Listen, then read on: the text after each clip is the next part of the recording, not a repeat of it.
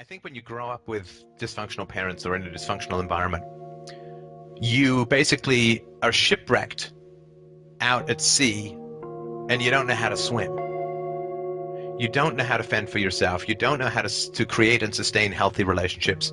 You don't know the basics about how to plan a career, get your education, save money, self-organize, feed yourself well, how to get exercise, how to, organize your life.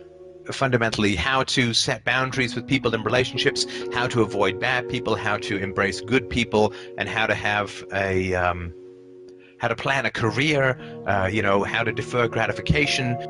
So I think what happens is the ship of childhood goes down. The whole point of I think parenting in the long run is to teach your kids how to swim when the ship of childhood goes down, because it's going to go down. And then they're going to have to swim to whatever beautiful island they want to spend their adult life on. And so if you can't swim when the ship goes down and there's lots of stuff floating in the water, what do? What you do is you grab whatever floats, right? Because you can't swim. It literally is sink or swim. And to me, codependency is, I can't swim. My ship of childhood has gone down. And I have to grab whatever floats because I don't know how to swim. And if you don't know how to swim, you can't swim anywhere. You can't go in any particular direction. If all you can do is hang on to some big-ass barrel that's floating in the water, where do you go? Well, you float wherever the hell that barrel goes, and I guess afterwards you call it a plan. And so for me, codependency simply means I don't know how to live. And so I need to cling to someone to avoid the horrible knowledge that I don't know how to live and what that means about my upbringing and my history and sadly my future, right? Because until we learn how to do that, we're just going to have to cling to people not out of love, but out of a desperate desire to avoid drowning, and even worse, to avoid the knowledge that we spent 18 years on a ship and nobody ever taught us how to swim when they knew that ship was going down. And so to me, the way to deal with codependency is to learn how to swim.